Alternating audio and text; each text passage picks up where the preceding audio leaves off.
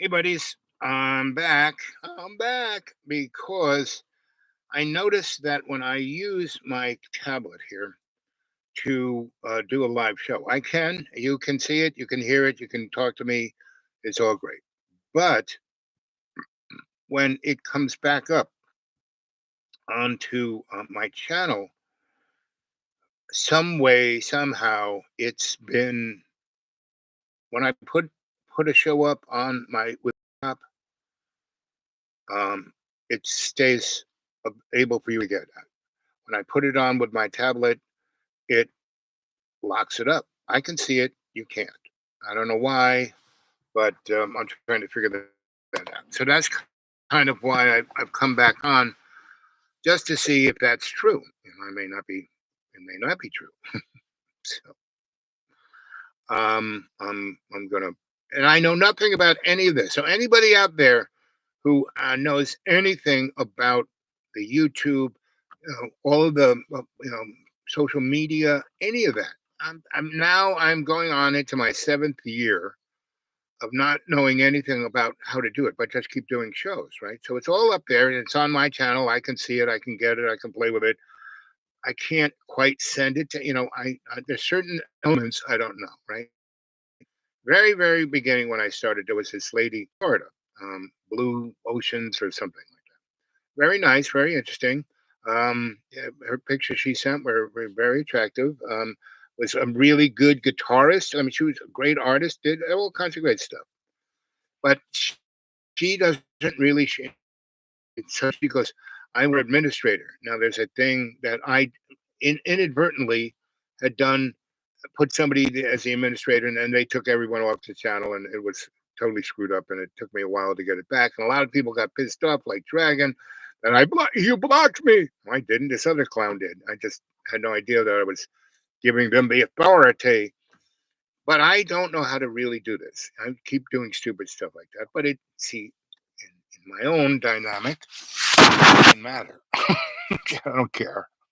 You Um, I know that I'm basically doing what God wants me to do, and that's what it is. And so I'm not going to worry about it. And God wants this, that, or the other thing to happen, it'll happen, right? So it's like me, get the operation, it's gonna happen, right? Um, this thing really nasty, no, not gonna happen. It's whatever God wants because it doesn't matter. Time is it's I live in this nanosecond of what's going on. Not, oh, what happened to me in fifth grade? That's so terrible. I mean, I got murdered in the first grade by a nun. I had to go around with my head in a cast for a year. I couldn't speak, see, talk, hear, breathe for 2 years. But on the other side of it, I was a much better youngster, much, appreciative, right? And so when I wake up alive, I go, thank you, Jesus. So, hey, you one person who's there, even if it is you, AI, give me a thumbs up just so I can see it, right? And anybody there, how about making some comments? Anybody know anything about how the YouTube works and why on one device it's locked out and others it's not? Hello, Bob. Hey there. Um, print in large print.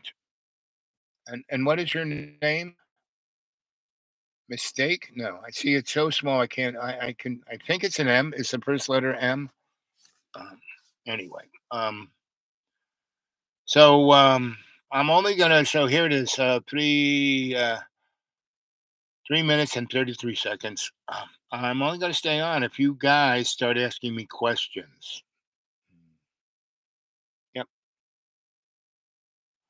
my name is Will. Oh, good. Hello, Will. Good to see you.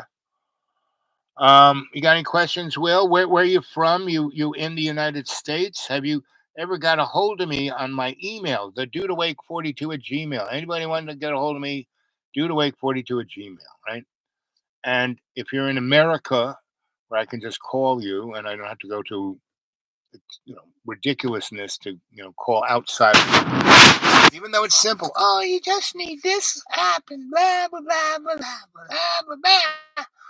Well, first off, all that shit's going to go away relatively soon, and we're only going to have Elon Musk. We'll have Elon Musk money, Elon Musk Internet will have Elon Musk. Cell phones, and I'm in the UK, and first saw you when you were living at John's. Yeah, okay. Pretty much not everyone, but a lot of people have because. And John is another person. He has his little fingers in my digital world. I'd like to start over again with like a new computer with nothing that John Birmingham has had his fingers in. But again, it doesn't matter because whatever is going to matter, God is manifesting, and I am just God's, you know, slave. That's what I'm here to do. So, what's it like in the old UK right now? Do you ever see a guy with glasses who's always complaining about, you know, how the UK is becoming a fascist land in the 20-minute towns and your food being poisoned and everything else? He has a pretty good following. See, he is a character. I like him. His energy is quite nice. And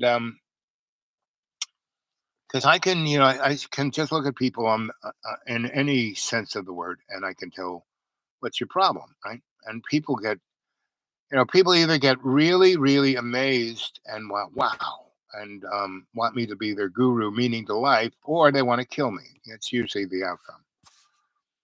Or somewhere in between that goes to one way or what's the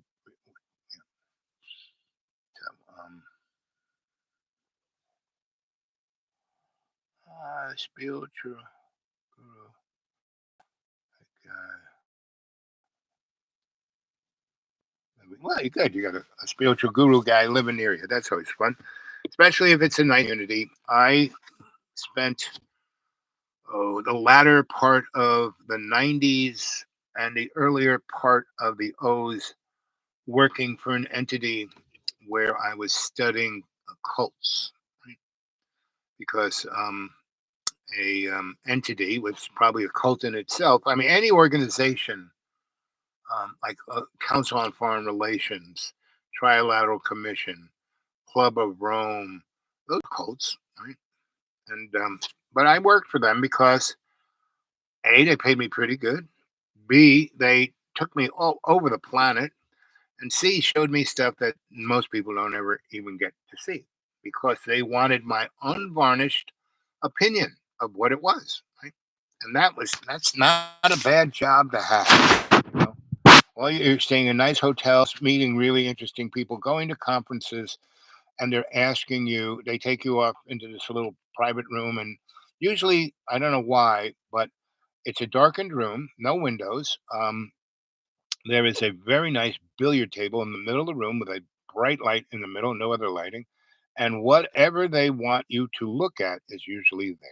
Right? It's usually in either a medically sealed box that I have to like show my face at the thingamajig, and it opens up, or it's already on the green felt. But I did that, and not that per se every time, but something to that mode. Right? I would be taken to be part of something, and I would not really interact. I mean, I would interact individually, and that's how I interact individually, not like get, get up on the rostrum. Unless I'm being asked to, unless I'm being paid to, I don't do that. Right? Because I want to watch. I want to assess. Right? More than have to blah blah blah. I remember when there was a guy. mm,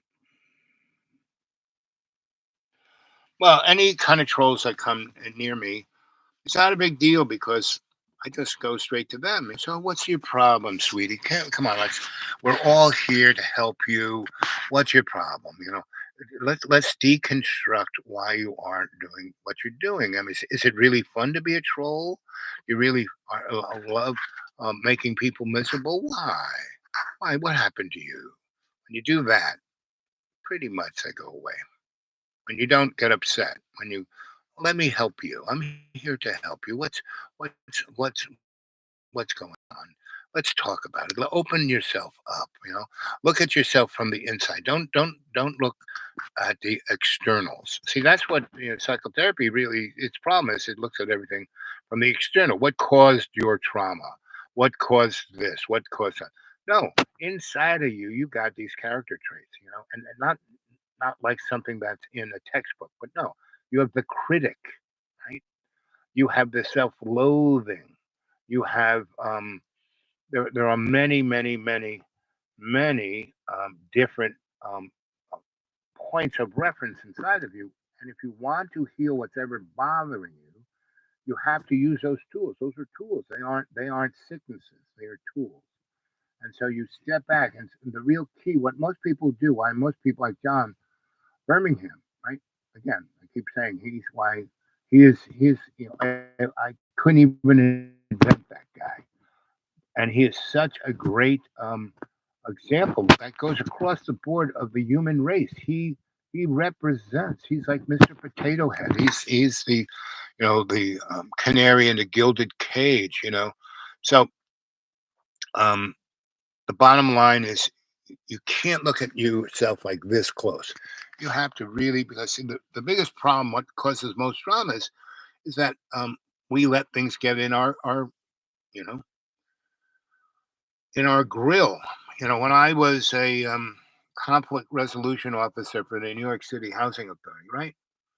So instead of like being surrounded by guys who were SWAT team, well, they didn't quite have SWAT teams yet. I mean, they did, but they were called not. They didn't call them SWAT. But anyway, I kind of got pushed into taking that job because I was part of a group of people who started a housing coalition that we took over abandoned buildings in New York, and we housed our first go around. We housed 500 homeless families. That was our thing. Not tweakers, not drug addicts, not any of those.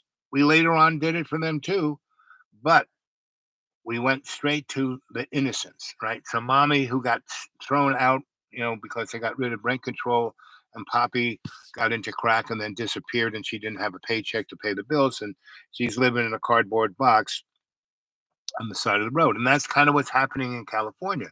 Rich people had cranked up the economy there so high that no one could afford. I lived there a couple of times, never liked it. Um, it was a very exploitive place, and even back in the 60s and 70s, well, it was so cool then. No, so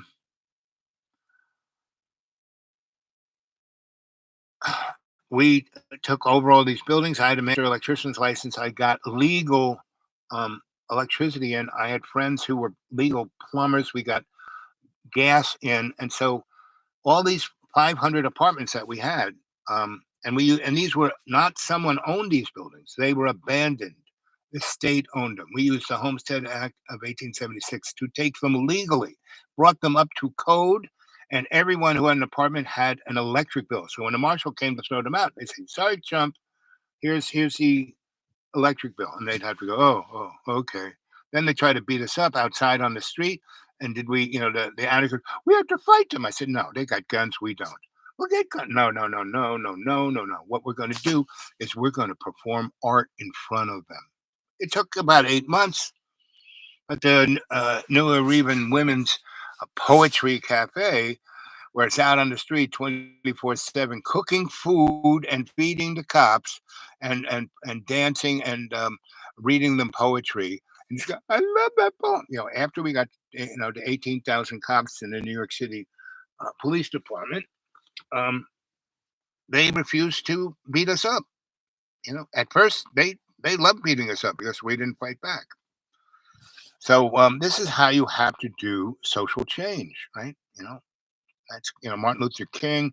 You know where Martin Luther King got this stuff? Oh, he got it from Gandhi. You know where Gandhi got his stuff from? The women's movement from upstate New York in the 1840s. Because they were women, even from rich families, were seen as property, right? And that's the problem in America. Everything is seen as property, capital. You know what you're worth money wise, right? And that's not it. That's an a deluded illusion, right? Doesn't exist. And so the girls understood that they'd have to wage war with the male patriarchy, and they wouldn't be able to be violent or mean or cruel or scream or yell or screechy or any stuff that they would be, and that's kind of what happened to the women's movement of the 70s. Oh, they're just bitches, right? But these girls, so anyway, they had some great strategies, and that was nonviolence. They invented it. God, and it was backed up by certain, like Unitarian Church. That Unitarian Church doesn't believe in hell. Everyone's going to heaven, right? Boy, the rest of the Christian crew would really, oh, they're heathens, those Unitarians. I mean, they're very nice. They share everything. I'd love to see some Baptists share like the Unitarians do. And let's see what you guys are saying here. Uh, I have a few guys. Good guys, okay. Each guy. Hi, Al. It's Jamie. Hi, Nature. Okay. Um, mutate how's life in Ukraine, UK. I moved to Ireland 20 years ago. 28 years, almost 30. That's about the time I left Ireland in 88. And I only went back in 05 because I was hired by this rich woman who wanted me to be her guide. She wanted to buy real estate there. And I kept bringing her around on the West Coast and hanging out with my friends who were tinkers were still there, right? The other folks, not so much. And so I took them up to where the old crone was. And boy, it was that's a whole nother story. I have to bring the pictures of it. Heaven and hell are not a place, a state of consciousness. Exactamundo. Wow. Yep. And it's up to you to manifest that. And see, that's the thing that makes humanity somewhat special from the rest of the AOR, all our relations. And why Satan got so upset because he was just a smidgen below God, and he wasn't even the son. He was just another angel, but he was the best. He was a good looking. He was smart. He was running everything for God, and then God made us that could manifest stuff, and that just pushed Satan off the cliff. So Satan can, um, you know, tempt us, but he can't make us do anything. Can't manifest to life, record, suffer, or and bless. Yep, that's me. I've died so many times. I've, been. It's like when the trolls come on. It's not really a bothersome thing because those guys are like nothing compared. I've been in countries that had death squads. I was in the back of a Land Rover with my hands tied behind my back with baling wire, and these 6 guys, were all in, um, you know, polyester leisure suits, and they didn't have AKs. They had heavy. You hear, and they had heavy weapons. AKs aren't heavy, right? Large caliber automatic weapons, like 50 caliber machine guns. They have, oh, 45s and 38 caliber weapons that have explosive rounds, and they're like mini grenades. And that can shoot, you know 60 rounds, a minute, two rounds a second. That's a heavy weapon. I mean, that you could take out a tank with that. And I was living in Jamaica at the time during the Manley years when they had death squads. CIA was trying to, socialism. People who want to help take the resources of the country away from a transnational corporation, monetize it, and then get their own people health care and education in the house, which is exactly what Muammar Gaddafi did. Right? And he walked on a type wire for about 50 years because he allowed them to call him, um, a terrorist, right? And and certain things could be run through his country so it could look that way. But that's why he always dressed like a comedian, like the crazy outfits and all kinds of stuff, because he didn't want people, the world, to take him serious. He wanted to take the his his people and his country, um, Libya, um, serious, and he did. And so he got everyone in that country. When I was living in Sweden, I did my world tour on nickel. I went to Libya. I went to Afghanistan. I went to Iraq. I went to um, after the revolution in Iran and all those countries, right? And all of them, you know, and Iraq and Iran, even under the mullahs, and Afghanistan and Libya and Syria. Yeah, they had a great leader. Yes, it was a kind of authority, but you could do whatever you freaking wanted to do as long as you weren't political. And they gave you a great life. They gave you a house. They gave you an education. They gave you investment money to start your own business. They gave you really affordable food. They gave you free health care. It'd be nice if America had any of that, but we don't. You know, you're talking about Gaza being open air prison. That's what America is, right? But prison, as our good friend Jamie states, is a frame of consciousness. You can. Why did people live in um, Buchenwald and all the death camps and thrive? Because they weren't going to live in the consciousness of terror and death. It's back through my record. It's all, yeah, logged. Yep, and you can take it apart. And that's Jamie. Did you ever hear of Sylvan mind control? It was a very good process. That was ancient in its. This guy was a Mexican day laborer, and he got interested in consciousness. He had some kind of experience. And he started doing all his homework, and he went and looked at the Greeks and all the mystic schools and all of that. And he had six kids, in the ages between 2 and 7, and he figured out this way of accessing your higher self, and he taught it to his kids, and they were all like became brainiac. Went to the best of best schools, um, and he kept doing this. And then the kids in the neighborhood, he taught how to do it, and then the grown-ups saw that what their kids were doing. So so go look Sylvan Mind Control. It's still around. There's a YouTube by this guy who's probably Indian, and he stumbled into it, and he's taken it to the stars, man. He's turned into a corporate. Whoa. And but he gives Silva all the stuff, and he's gotten Silva's family, and he's like giving them like 90, and not 90, but a good chunk of the a step that he's doing, and he's changing the world.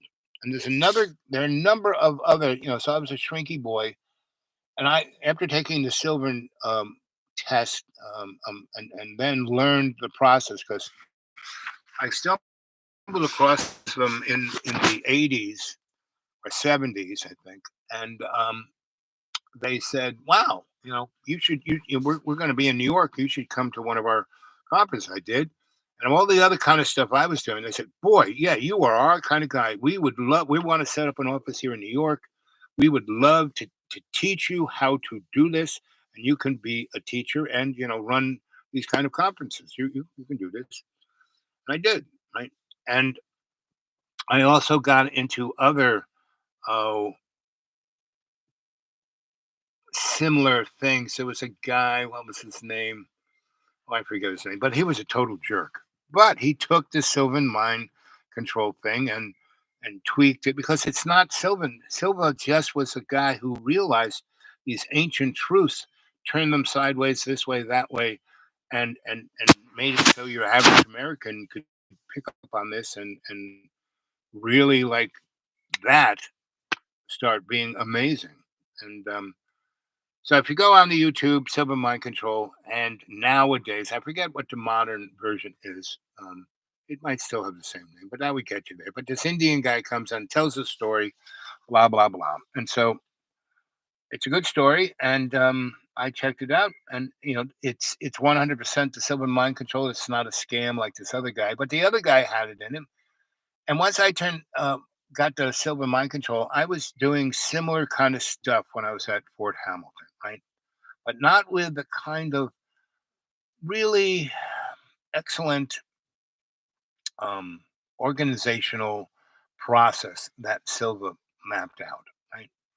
And so then later on, probably in the 80s, when I was uh,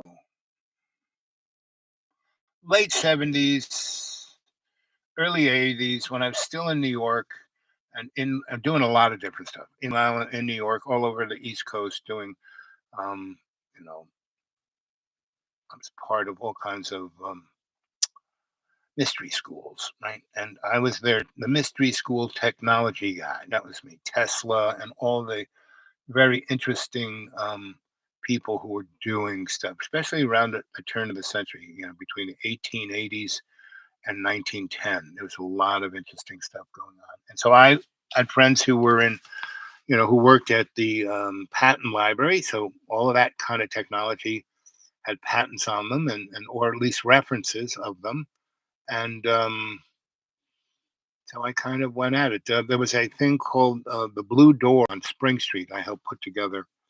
And through that and the U.S. Psychotronic Society and the some pretty interesting technology. The guys in Germany were half, so half of it was in the Soviet Union, and they were doing some pretty interesting stuff. And they were um, leaking it out because the guys who had the research in the Soviet Union realized the authoritarian nature of their politics was really good at, oh, look at this interesting thing here. Here's some money. Here's some people. Go study this. Go at it, right? And so these guys would do it, and they would have some breakthroughs, and the state would go, well, that's interesting, and then they'd either like try and turn it into a weapon or get freaked out by it and put all those guys in jail. Right?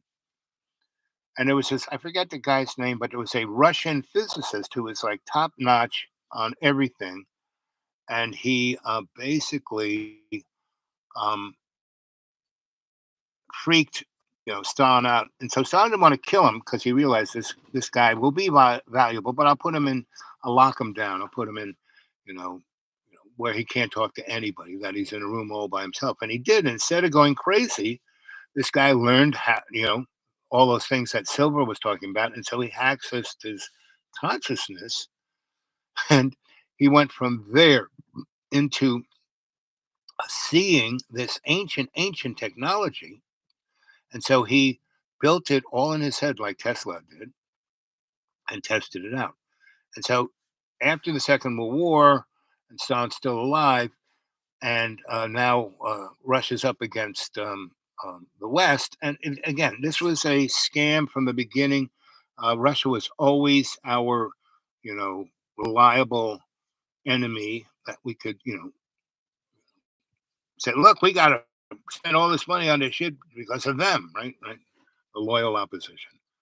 And so Stalin wanted to be able to, kind of, they were doing remote viewing, but he wanted to go even, he wanted to remote view more than just that office with the thing in the dresser drawer. He wanted to remote view the future.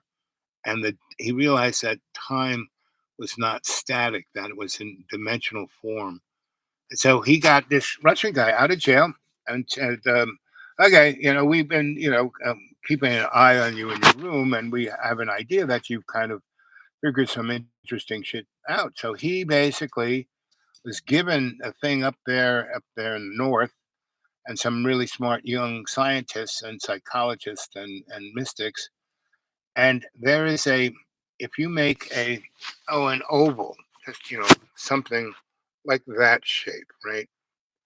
And you make it out of a aluminum outlet, and it's not just like tin foil that you put on your cheeseburger, but he had all the stuff down, and then there were these other very specific geometric shapes placed around it, and then you would be put on this little bed and slid into it like a pizza, and you could go anywhere, anytime, any place, anything, and you were in the total material. You thought you were interacting with people like this, and anyway, so he did that, and again, Stalin got a little freaked out by it, but then he died, right? And then the Russian guys kept them way up there in the North Pole, still doing this and getting better at it. And then he lived all the way to um, Mikhail Gorbachev and the fall of the Soviet Union,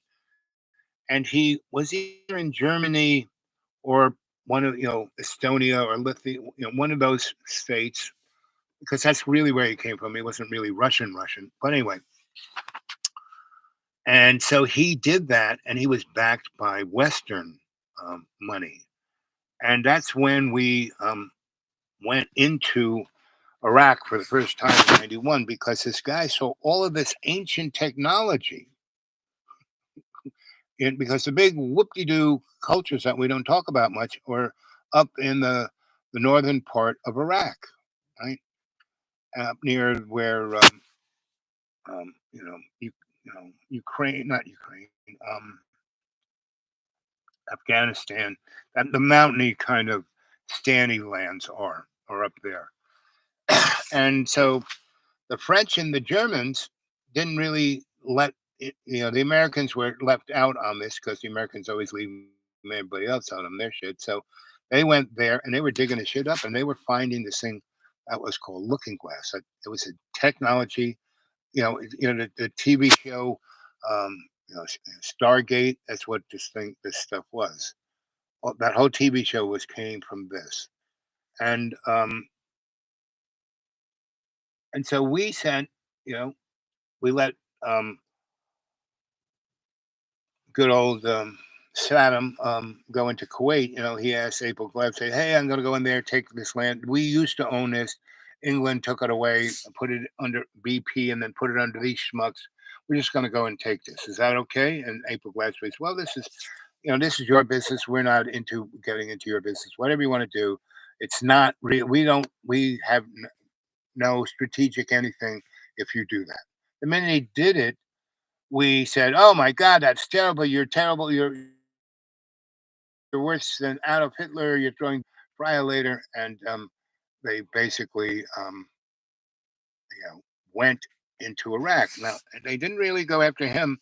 They went straight up to where all this, the French and the Germans had this tech. And basically, the only place when we went into Beirut, um, not Beirut, the capital of Iraq, whatever that town is. It Beirut? I'm not quite sure. I always confuse that and Lebanon, their town. But anyway, whatever that city is, we went in with the First Army, went straight to where the museum was, put the tanks all around it, and stayed in there for a week with all these specialists, and they took out 20 tons of boxes of special stuff, like work, owner manual of that kind of technology, right? Took it, and anything to do with any of that, they took. And and this is also interesting. So they took a lot of stuff out of Iraq, and we still have it. We never gave it back to Iraq, and it had everything with dimensional travel, dimensional characters, all the people you read in the Bible that seem like they could be from outer space. They're actually dimensional characters. Angels are, the Nephilim, all of those characters. So anyway, so what do you got? Don't be scared. Yep.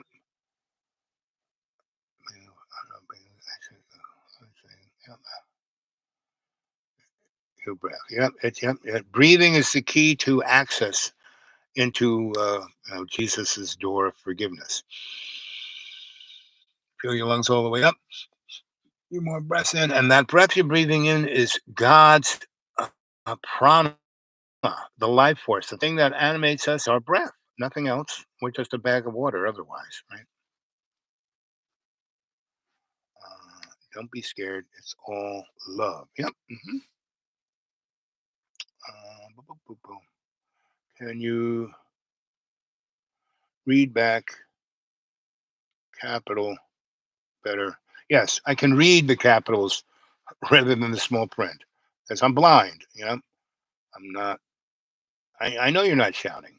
Yes, Jamie. I appreciate. I keep telling you guys, put it in caps. That's the only way I can read it.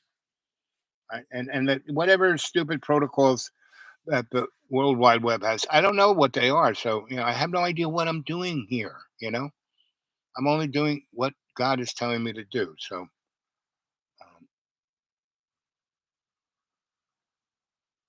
remote viewing, yes, that's kind of what that is. And they have lots of different topics or names for all of these technologies and etc. But the most important thing, Jamie, you've experienced me doing um, guided meditations, right? Right. I have you breathe. I have you go through, relax your body, you get yourself out of your body, go up to your imaginary mirror. That's right where your eyelids are, where um, we sleep when we have REM sleep. Our eyeballs are moving, and we're looking at the movies screen that is our eyelids. And that's kind of why I'm kind of blind. I mean, yes, it was that nine nun smacking me in the head with a cinder block, but um, you know, um, it actually helped. It like knocked me, it knocked me sideways, so I could see other things. So, but it's taking its toll on my sight and on my everything. That's why but yes, yes, yes, yes. I spent a good 15 years in the land of a superhuman. That was okay. I mean, I had a teacher, a Japanese Shinto priest, and he was teaching us. You know, we were going into the mystic elements of Shinto. Right? Every religion has a mystic element. The Vatican sure does. I was schooled in that, and when I was studying to be a rabbi, I was studying the Kabbalah, and that's all mysticism. And all those things are a form of technology, not just liturgy, right? And why the Torah is sung is because those vibrations create dimensional shifts. That's why they have a cantor. If you go to Shiva, not Shiva, but to church ceremony on Fridays, um, and same with Islam. They follow the Jewish tradition of you know from sundown Friday to sundown Saturday is the holy day, right? And you go to church on Friday night. You get there before come from work. You go and you don't go get dressed. You come from work before the sun sets. You go there, take your shoes off, go to your spot, roll out the mat, and start praying. And then you pray and you pray, and you go through all the processes of the Torah that is in the Quran. And then you have, like the Baptists have, fellowship, where the mullah gets up and they start talking about what's going on. And that's what it's about. Right? Fellowship. When more than two come together in my name, there I am. Right? So I do this pretty much 24/7. That's like when I say, I'm a slave to God, and I've been doing it since I was a kid, since before I got whacked by the nun. And getting whacked by the nun, like I said, just kind of knocked me further out of the prejudice of the three dimensions.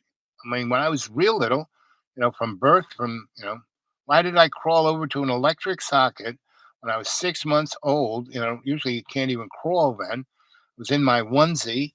I don't know where I found a metal knife and I stuck it in the socket. Now I had a 50-50 chance. I could have stuck it in the neutral side or the hot side. I stuck in the hot side, and because I wasn't grounded, I was just like, "Ooh yeah, ooh yeah," and that's what made me an electric. I mean, I've been, I have a what is a personal relationship with electricity. I really, really can see it, feel it, know what it's doing, where it's going wrong, and I've worked for many, many companies as their troubleshooter guy, and it's always people.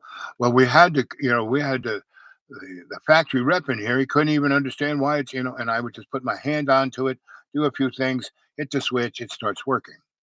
How'd you do that?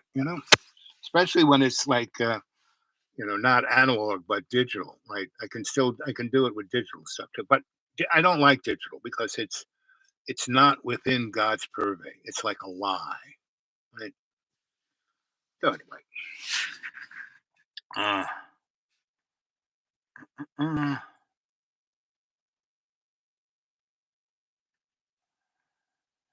my anxiety makes me breathe choppy. Okay, that's a very good question. So, um, why you are breathing choppy when it comes from anxiety? What you have to do, you have to realize where's your anxiety coming from. Most people would say, "Oh, it's coming from an outside source, like some trauma, some blah blah blah." No, it's actually coming from inside of you. And what that you see, they're more than just you in you, right? There's a critic in you, right? There is a self-loathing character in you. There is the sad child, the happy child. There's a number of characters that are in you, that are you, that you. In psychology, they want you to get rid of those things. No, you're never going to get deal with a problem unless you use the tools that are already inside you. So there's this critic. The problem why you got the choppy, it's like you're that's the fight or flight syndrome. And so you're criticizing yourself. Actually it's about lacking inside of you, right? And so most people stick something in there, right? That's where we get addictions from. That's where food addictions and drug addictions, alcohol, all those kind of addictions, right? And those addictions are the false gods. So when you have these false gods inside of you, it's running up against the real God. And what is the real God that brings you life? It is your breath, right? So that false God is trying to chop the real God off at the knees. And that's why we have this fight or flight syndrome. And the cortisol of your body makes your adrenaline go woo right through the roof. And then you start attacking all of your organs, especially your heart and your lungs, which is the main one keeping you online. So, how do you deal with that? You have to give your problem is that you let things get in your grill right there, right close. You need to look at it like 4 blocks away so you can see the critic and you see what the critic is criticizing you about. And you can see what it is. And you can see if it has validity, because you shouldn't just throw the critic out the window with the baby. You should basically see the critic as okay, that has okay, I can get behind it. And how you deal with this, how you motivate yourself, your spirit, to be able to use these tools that are part of you, that are part of your you know physical experience of this world, is that you value them in that they will be able to help you move forward and change for the better. Where it's not moving you forward and making you better, you have to get further and further away to get the bigger and bigger picture so you can pick out the things that are going to help you move forward. And then once you do that, the critic will be silenced. Not silenced, but um, what's the right word? Made okay. Okay, my job is done. I don't need to criticize you anymore. You're doing okay. Okay. Okay. And then when you're not being criticized, instead of you looking externally for something to fill that hole that critic is making your self-loathing you feel, you stick stuff in your mouth or take drugs or drink or do stupid stuff. So that's why we all need to step back and have perspective. In this material world of illusion, we have to see what's coming 3 blocks, 4 blocks away, so we can figure out what it is and get out of the way, or how to deal with it when it comes to us. And when it comes to us, like I remember, so I was brought up in this unconditionally loving environment, just not my grandma, but this black woman who breastfeeded me till I was 4, and and her family who, if you ever saw the movie The Jerk with Steve Martin, that was me, but I wasn't as jerky. And while I was um, having milk from Mama's tits, he had a daughter that was like 4 months older than me, right? Emily. And so Emily and I, for the first 2.5 years of our lives, we slept together in the same crib. So Mama could come and pick us both up, and she had gigantic breasts. She would just like hook us up on either one, and we would be happy as clams. And then we go back, and we would get in that little crib, and we would just, curl up with each other and just coo the whole time away. We were like two little doves. And Em and I have been buds ever since, right? And she's as old as I am. She's got kids and grandkids and great grandkids, and it's and people, especially my brothers and sisters who are not really part of my life, they would get very just twisted about them. Well, we're not racist, but why do you have to? Oh, they're a lot more fun than you guys are, and they share everything, and they love me. You guys think I'm weird, so why would I even want to, right? But I did, all my brothers and sisters. I went to the mat for each of them, built my sister a house, and then she burnt it down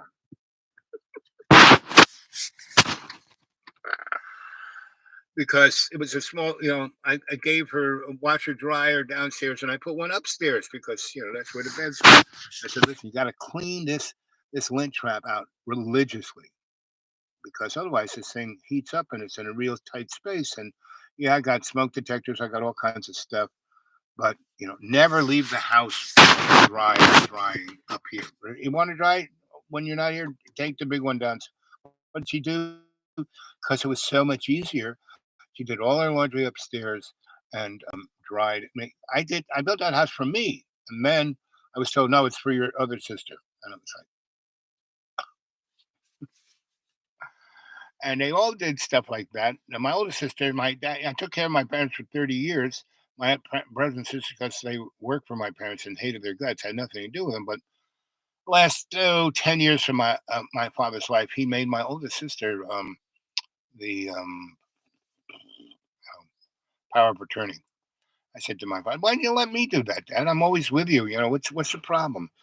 I said, I already make all your decisions for you anyway, because you're common sense and you'll do the right thing. And I can't tell you what to do because you're always, you know, and I'm a Virgo, and once you describe how it's the common sense thing to do, and I always agree with you. Whereas your older sister, she's scared shitless of me, and I can just scream at her, and she'll do whatever I tell her, even if it's the wrong thing. And it was because he did all the shit that I kept saying, Dad, you really should liquidate and just, downsize. You don't need these gigantic houses. Oh, I'm a millionaire. I need a big house. I was like, okay. And '08 happened. My father lost 3/4 of his net worth in a number of days. And that's my parents both died in '08. And then my sister, having a power of attorney, she sold what was left, not waiting for shit to go back up. She like just got rid of it at a fire sale, right? So it's like, I don't know if you ever watched that YouTube, but the guy with glasses and a yellow hard hat, and he's like that on TikTok, and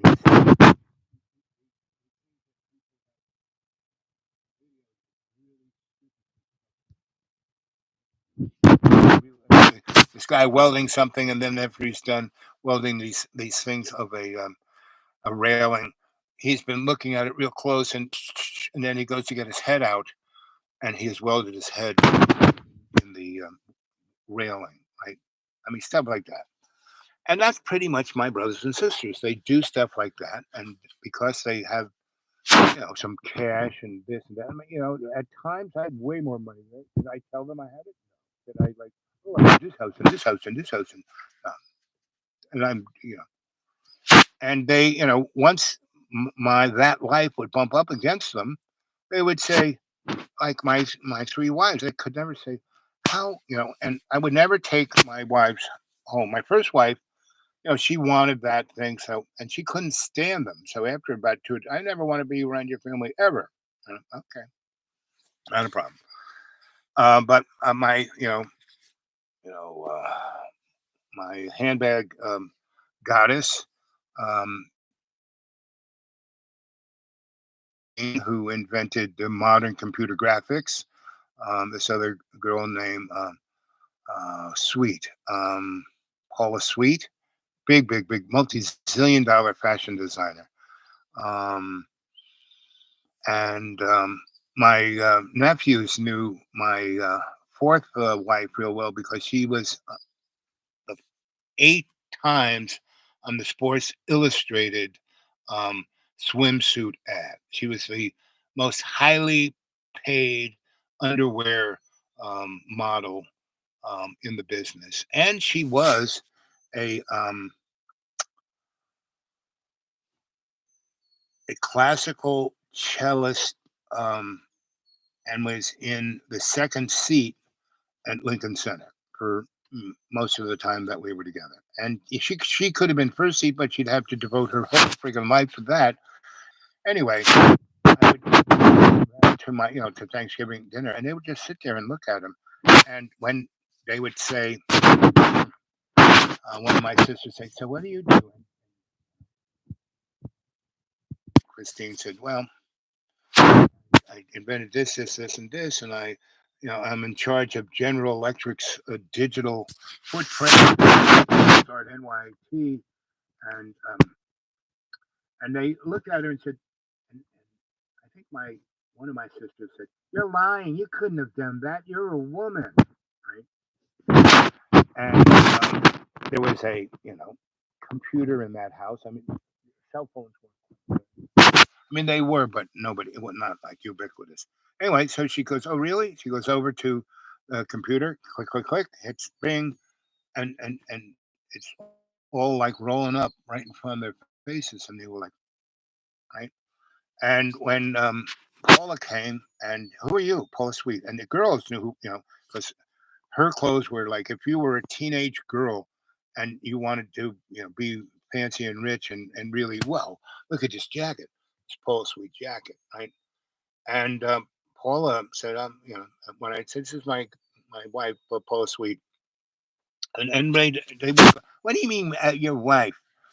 And then they all would explain, well, I don't like the church and I don't like the state, but I'm in love with this man, and we are totally committed, and our lives are one, and so we have, in front of God, not the churchy God, but the number one God, we have taken a covenant to be husband and wife and to always be true. And when all these kids got divorced, just had to the word saying you're living in sin. I mean, it's just what was known as hypocrisy. And that's my family. They do it so well. But pretty much everybody's family does because we're in a sick society. So, Mr. M, if your breath is choppy, it's because you're in this sick society. You just have to learn how to let it go. And that means you need more perspective. You just have to step back, step back, step back. Right? I'm a manic depressant. Bill can't throw it off in a few minutes. No, you can't, And but what you can do, you live in the moment, and in that moment, I mean, I work with people who are addicted, like beyond addiction, and you know, you get someone not addicted for a moment, and so they're not addicted for that moment, and then you get them not addicted, for 2 moments, and then you can string out a life because once they see how good it is not to be under the thumb of sin, and that's what it is, sin, and that's what is sin is the disconnection from God's unconditional love, and so and when it's like I took all the porno off my phone, and when I have I'm want to no, not going to look at it, not going to do that, so I just put it off for another second, another second, another second. And now it's not even in my mind. Well, it was never in my mind. It wasn't like I was doing it every day, but that that amount of memory in my tablet. It was from an old. This is an old phone, but I use it as a tablet. I don't use it as a phone. So anyway, what else you guys want to talk about? So, and there are all kinds. The environment you live in, the people around you. So I've always been very blessed with from day one. Instead of being stuck in the sociopathic you know weasel world of my family. It was just me and grandma, unconditional love. Right next door was Mamo. We were 3.5 years getting the best chocolate milk you could get, and being with this amazing. It was like living with the Jackson Five that knew how to do trigonometry. These kids were like, wow, and we did all kinds of stuff. We had nobody saying, "Stop doing that. That's terrible." Blah blah blah. Everyone said, "Boy, that's great." When we lived in Harlem, there was no crime, there was no drugs, there were no cops. Grandmas ruled the world, right? All of that we're experiencing now is a relatively recent endeavor, and it's not because we're not a Christian country. We were never a Christian country. You know, we are basically our founding fathers were all Masons. We're all this Illuminati crap, right? Albert Pike, you know, Mr. Rothschild. How many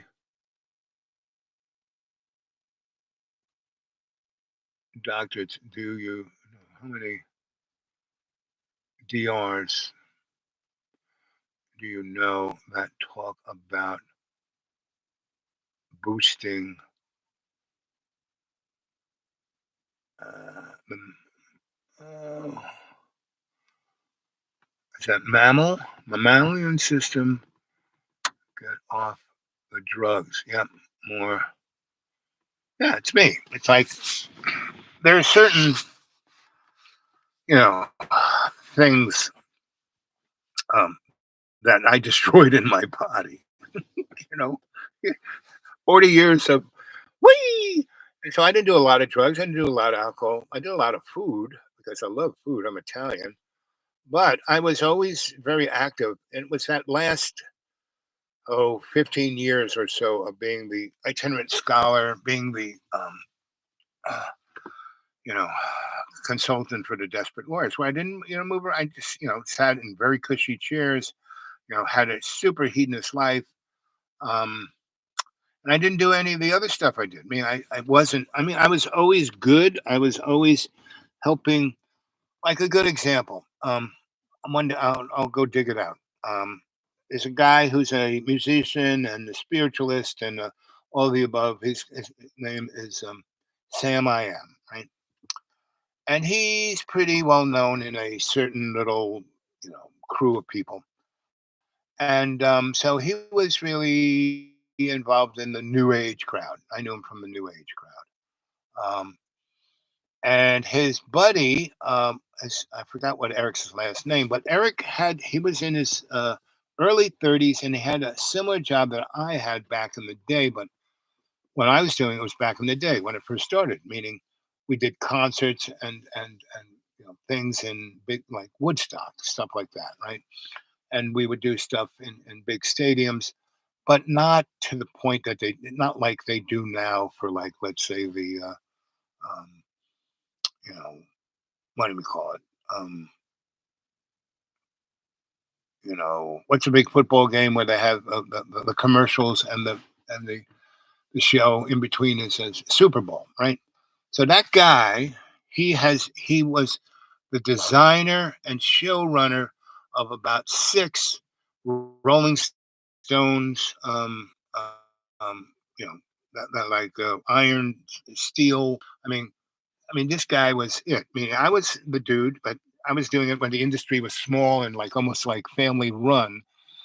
He was doing these shows of like and like show after show after show after show after show and traveling hundreds of miles with like throngs of tractor trailers and being in charge of everything at like between the ages of he started doing it when he was 27 and I got to know him when he was about 32 and he had been doing a lot of coke, a lot of everything else.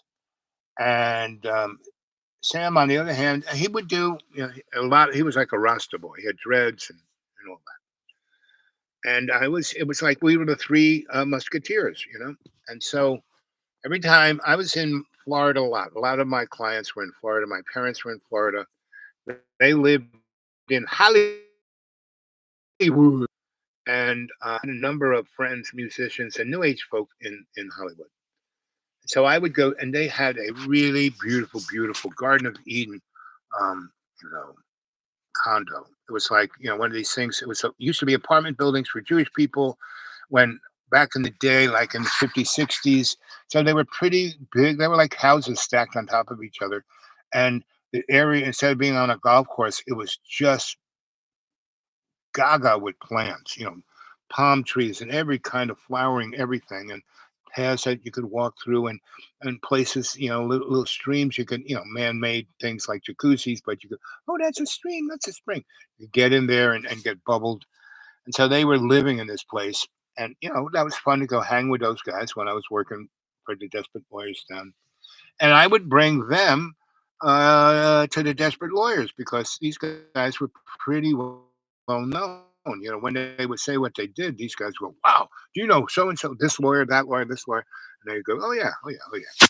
So that was the life I was living, and I wasn't I wasn't living in abandoned buildings anymore. I was living in five-star hotels all the time. Now I had stuff all over the place, and when I was there, like here, the Deep Green. I bought this place in '03, so this was during that period. But I had nothing to live. I would camp here. It was like going back to the Garden of Eden. This place until 2019, there was nobody here. The rich showed up there with the pandemic. They came here, and the mob came here to launder money. So anyway, um, when 9/11 happened, I was in Roanoke, and I had the school, and I had the next little town over was a factory town and had these seven little factory houses. And when 9/11 happened, the guy buddy of mine, who had those, I helped him. They were pieces of crap. I helped him fix them up, right, to rent out. Um, and then 9/11 happened. His best friend died. His best friend married his high school sweetheart, who he still loved dearly, never had a real another girlfriend. So he wanted to sell everything and go back to New York and basically pick up. His best friend is now out of the way. She's like, he went there and did that. You know, slid himself in there and was there anyway. So I bought 10 of these houses for 75 grand.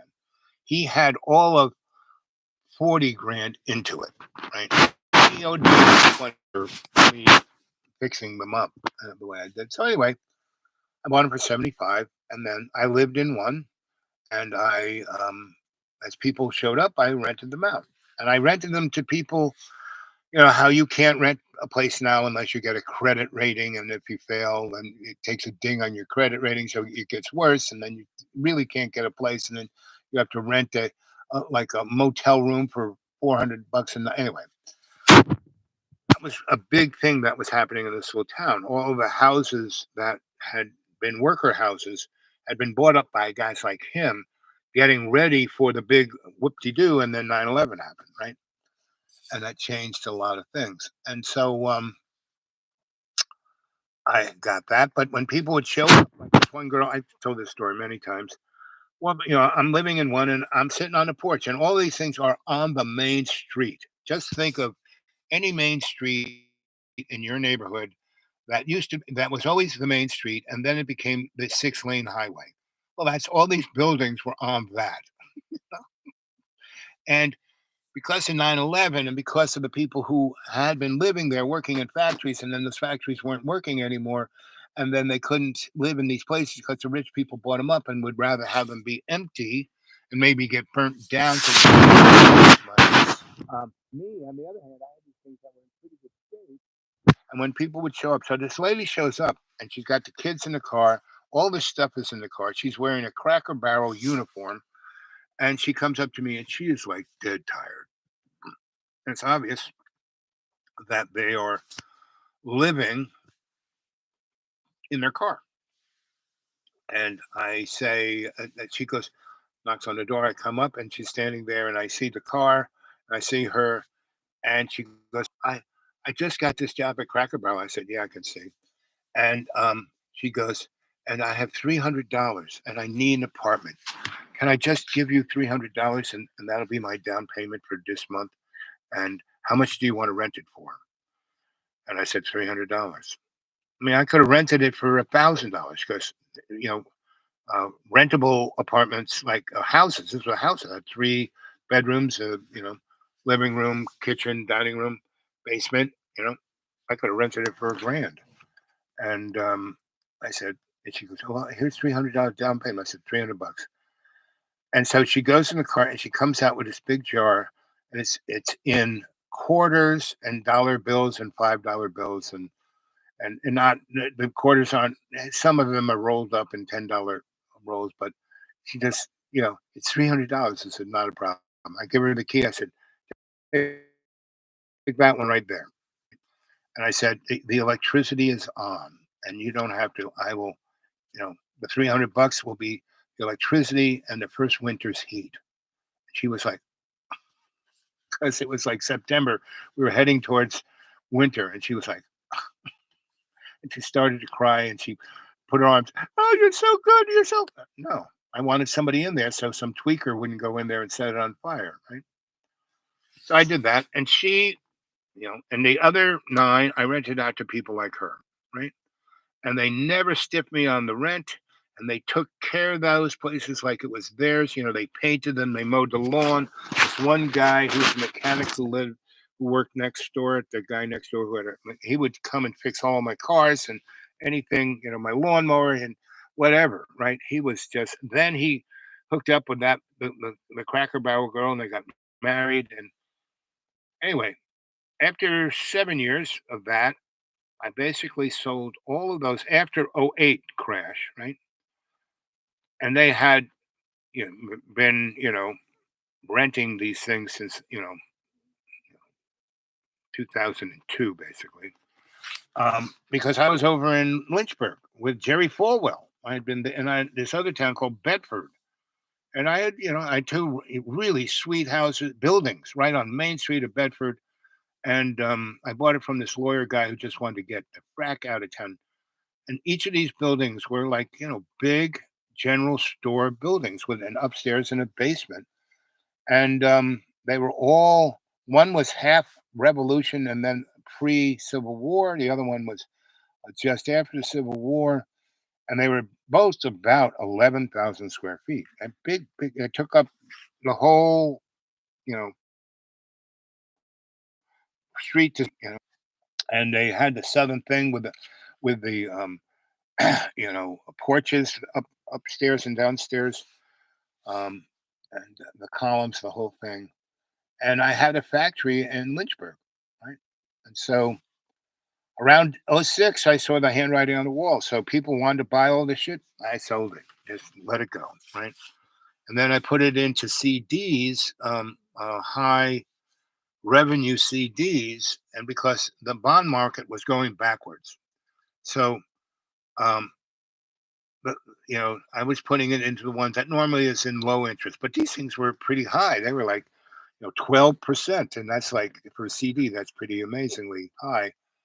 And so I did, and I was saying to my dad, you should get rid of all your. I've gotten rid of all my stock. Oh, that's a big mistake. And the stock shit's gonna. I got rid of all my real. Oh, that's total. I mean, that's what. And some guy offered him for one of his big houses $6 million. The other big house, um, he sold for. I mean, I think he got 2 million. Somebody wanted to give him 2 million, and he said, "No, I'll get it." He didn't do it, and then '08 happened, and the you know the people who wanted to buy his property went bye bye, right? And so the $6 million house sold for $40,000. That's what my sister sold it for. Now, I'm not telling you all this kind of economic stuff about me and everybody. Because my family is nobody special, nobody different, but I'm the only guy who's kind of awake. Right? Basically, I sold everything in '06 except for the school and out here in the deep green because I bought this because I knew I would end up like this and I would want this place that I could be here till I die, or God sends me up to do something more exciting, right?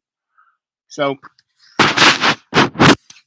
and so I sold not the best part of the market, but I sold the school to John, and then I stayed there for I sold it to him at the end of 15, and he threw me out 32 times. And the last time I said, okay, that's it. And I came here in 17. So I haven't really been up and around John since 2017. Now I have visited him 4 times, and each time I came around Christmas or Thanksgiving. No, I came around Thanksgiving, and I would get snowed in.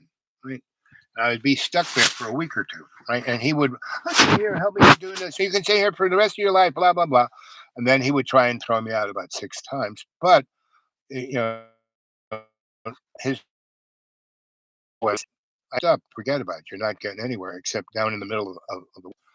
And so so those 4 times, for about a week or 2 or 3 weeks, is the only time I've seen John after the 17th. But the 32 times he threw me out. After the third time, the first was an amazing extravaganza of an adventure, and each time it was an amazing adventure. Right? I mean, just God saying, "See, I got you covered. I got you every time. I got you covered." And in those days, I was still really sick. I was walking around with my metal clamps on. I wasn't. I gotten out of my wheelchair, and so um, that's what my life is, and it still is. Right? Today was an amazing day. People I talk to freaking away. You guys are blown freaking away. And I'm doing this second show right away just to see if it goes up without being locked up. I don't know why. Here, let's see. This is see if I can show you guys this and you guys can maybe have the insight of why this is what it is.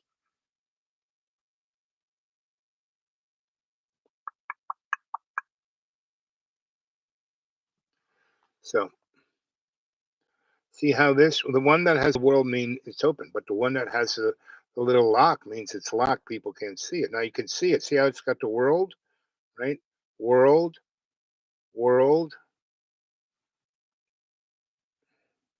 world, world, world.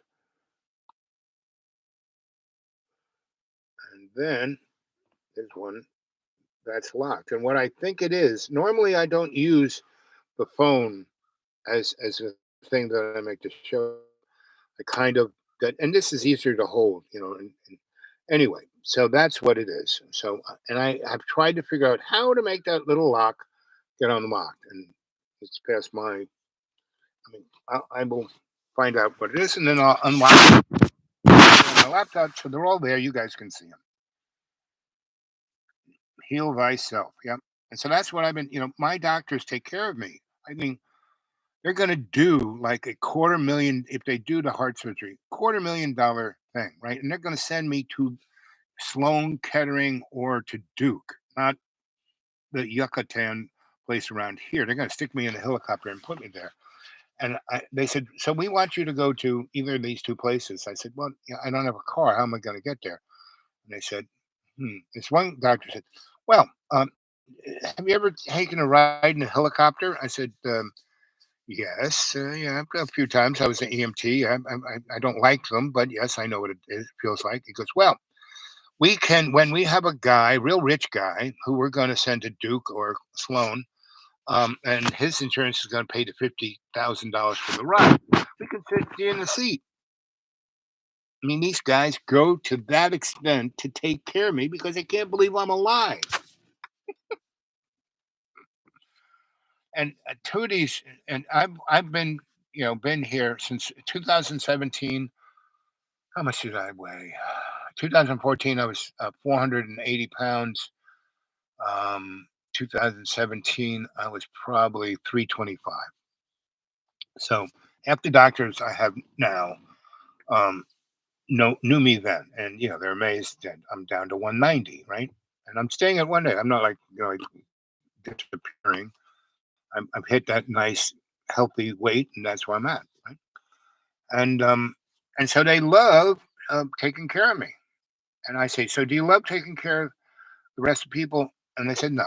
And so the doctor who sent me to the two best technicians to give me these tests today, he said these guys are like rock stars. They've been doing it for like especially the old lady. She's been doing it as long as this technology, since the 80s. And she does not, if you're a whiny bitch, she'll basically throw you out. But I know you're not a whiny bitch. So anyway, she hurt me. I mean, she was pushing that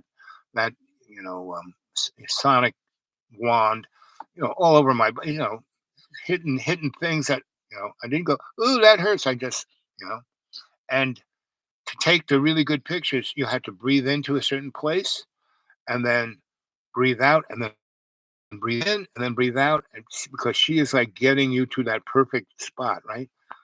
Anyway, so um, I did that and I didn't say a word. I did everything she did. When she's hurting me, I didn't complain. Um, and it took a whole freaking hour. It was like the Spanish Inquisition. Anyway, so she's done, and she, gets me raised the operating table, so I'm sitting up, and she gives me a towel to clean all the gook off. And what I love about this lady, I've had this process done to me, and they put a gel on you. She heats the gel because normally it's because it's got alcohol in it. It's like wee, really cold, so she heats it up. And the blanket she put on me, she heated up. The towel she gave me, it was heated up, meaning anyway. So we're cleaning. I'm cleaning myself off, and I said, so on a scale of 1 to 10, one being perfect, and 10 being perfect, and one being, you know, you would have shot me in the head, and thrown me out, and getting thrown out your door, it was 4. What number was I? And she goes, you were 9.6. She goes, you're really, I got really the best, because she says, I still do this because I love doing really great work. And you really can't do great work if the person who you're doing it on is a whiny bitch and moving around and not. Same thing when they did the nuclear photographs. I knew that technology and I knew the parameters. And so the guy taking the picture, he sent me up, right? And he can see, you really get nervous when, CAT scans, x rays, nuclear medicine, where they set you all up and then they go to the other side of the lead door and leave you in there for like 15, 20 minutes. So he sent, put me on the nuke drip and set me all up and put the machine all, calibrated and everything, and said, now just don't move and don't really breathe deep. Right. So I didn't move. And I didn't really breathe deep. And when he came out, he goes, that was amazing. I said, why? He said, well, I did this in 10 minutes. Normally, it takes me maybe an hour because people can't stop moving around. Right. And I said, well, I didn't want to get baked. He laughed. And so, but it was painful because he had put me in a position. I can't put my arms any higher than that. I burnt them out being an electrician, doing light fixtures and fans and stuff over my head for 50 years. And so he like stuck them back there and like taped them together. So it was like excruciating pain. So I just meditated and took out the pain. So any of those things that you physically have, you can cure. I had my sensei, my Japanese Shinto priest teacher, right, in Vermont. So he was explaining all of this, right, and everybody but me they were all medical doctors and were published this and that, and they wanted to like push, they were going into this new kind of thing, and they were so spoiled and so I know better that within 4 weeks they were all gone. It was just me and him. What better way, right? And then other people kind of drifted in who seemed to be was first just me and Pat, Pat, Pat Zunick. Her father was the coach of UMass basketball team. You know, he was really famous. Look up Coach Zunick at UMass there in Amherst. Anyway, so she was a great healer, great herbalist. Really, really. She started a thing called Crone Coon, right? And she had it for a number of years, and she sold it to a company that then sold. And she had like 40% and when they sold it to Whole Earth or Whole Earth, yeah, Whole Earth. That move made her a zillionaire, right? I've had all these girlfriends who were like top notch. And why do they love me? I'm just a chucklehead, right? But I adore them. I do everything in my power to make them happy. I only think about their happiness. If you want to have a good relationship with somebody, that's what you have to have. You have to have the resonant frequency of love's co-creation with that person. And so, when I brought my fourth wife back, to Thanksgiving dinner, and she was, on, you know, for 10 years, 8 years on the front cover of Sports Illustrated, um, you know, swimsuit ad. Um, all of my young nephews were like, "Wow!" They had been jacking off to that picture for half a decade, and they couldn't believe that. You know, and she goes, "Yes, he's. I just love him." And she tells the story. So she came from Switzerland, right? And her dad was like Nazi, banker, real kind of guy, right? And so he had a bunch of kids, and he had two daughters, and one committed suicide, and this one was like the most prettiest, the most brilliant, the most everything, and never did a thing that she was told to do. He called her, his wild child. Anyway, but she was amazingly successful in everything she did. She went to Juilliard, she went to MIT, she went to all, and she just did it to be her best and enjoy what she was doing, right? And she knew she had a good body, and they wanted to pay her like 200 grand just to go to Jamaica for a week and have a good time and get one afternoon a couple of rolls of film taken of her. Hey, that was not that was okay. So anyway, um, so we're living together. There's a place called Westbeth. Go Google Westbeth. It's an artist collective, and I was one of the dudes of Soho, and a really prominent politician fixer. She wasn't a politician. She was a powerful woman. Carrie Shea. She my bud, and we met at NYU and Columbia law schools. And we were both kind of Naders Raiders. So, but she went right away for power and money, thinking and knowing she could get the most, the best done if she stayed true to herself, which she always did. Right. So I got tons of stories because once early on, when she knew that I could read people, she would take me to parties and have me read, not to them, but take notes on who and what they were, where their laundry was, their dirty laundry was, and stuff like that. Because I listen in ways that most people can't. I see in ways that most people can't. So anyway, um, I went away, and when I was in Sweden doing my world tour for about a year and a half, I came back, and the beauty of um, New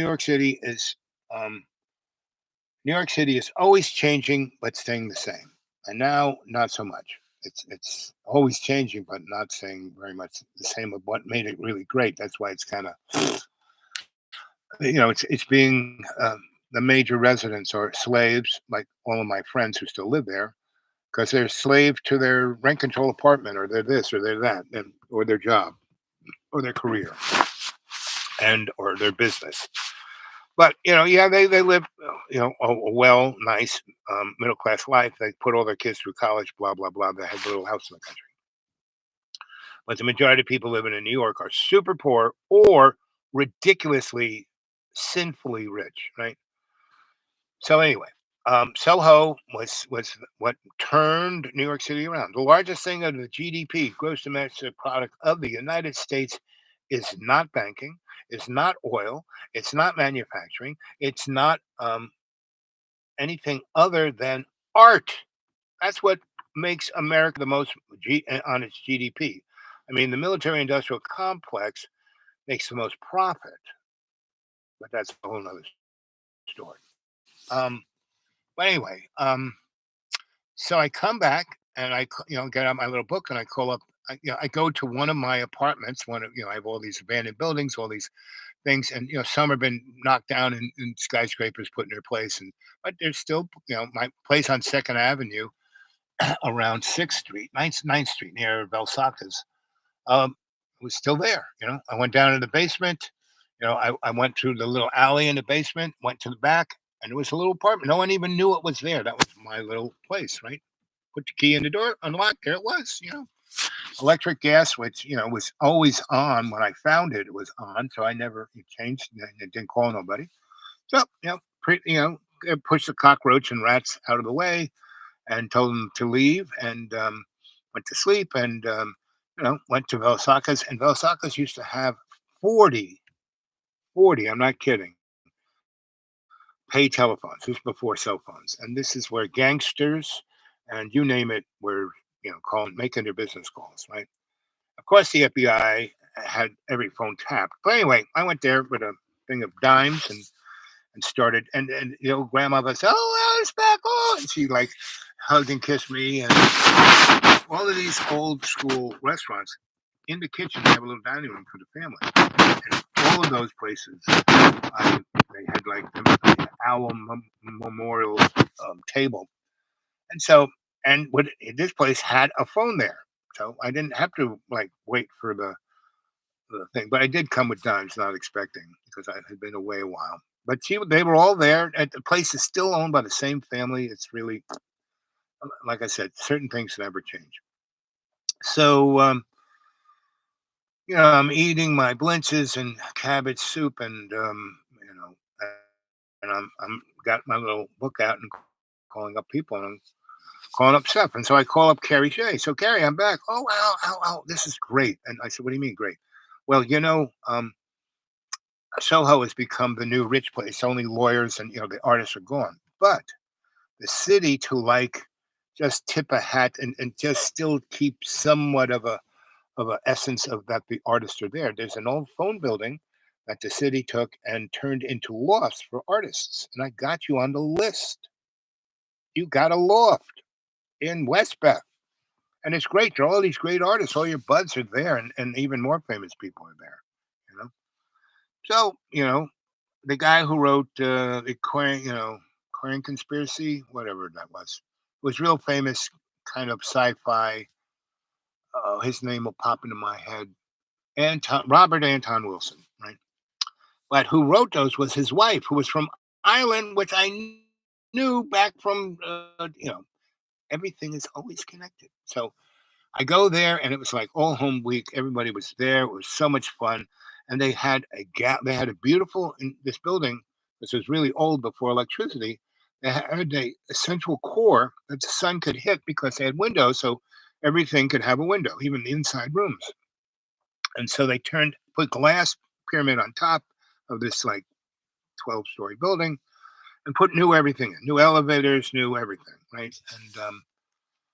And each loft was about 1,000 square feet, and they all had really good views. And if you were above the fourth floor, if you were like on the, you know, anything above the ninth floor was amazing because you could see each one of those lofts there. You could see, um, either North and Central Park, and the Hudson River and the East River, or you had amazing views. And I had one of those, right? And so I'm up there, and and that's how I got to West Bath Place. And so my sweetie, my Swiss sweetie, Stephanie, I meet her oh at a friend of mine's party who was from Juilliard and a musician, right? and a classical musician, right? But she plays the bass in a classical thing, and she plays bass, in jazz, and she plays bass at CBGBs. Anyway, so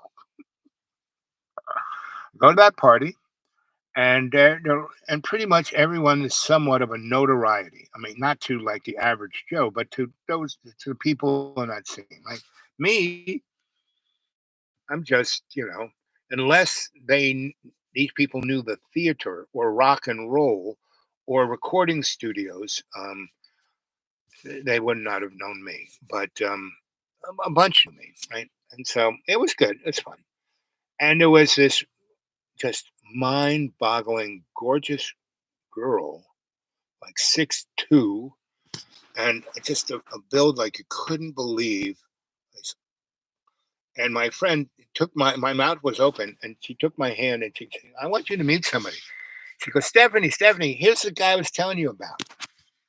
And so I meet Stephanie, and she goes, "Oh, I hear you're a filmmaker and a photographer, and you do TV, and you're a painter, and you knew Allen Ginsberg was your roommate, and I loved Allen Ginsberg." And she has love for all the things that I do, right? And what is she? She is a high paid Ford model slash fiddle, celloist of New York you know, Philharmonic. Anyway, I'm like, and so we're just at each other, and this is it's just it's a summery type party.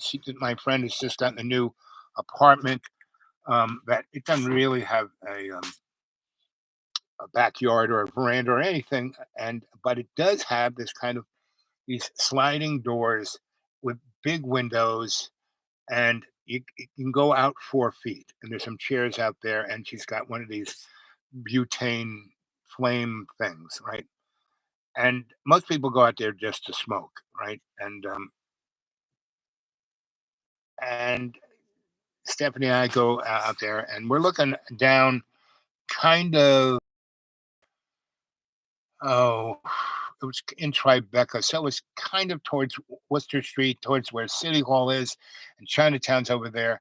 And I said, "So where do you live, Steph?" And she goes, "Well, I have no. I'm living in an apartment that's rented for me by Ford, because I'm really, I went to school at Juilliard, and and when I was in school, I became a model, and then I kind of, and then Ford paid me a lot of money to go back home and be a model in Europe. And I'm just coming back, and I just got this gig, second fiddle at because my friend who's a musician, she had a lot of friends from Juilliard who were first or second fiddle in the large orchestra, so they had a lot of pull to get staff that job.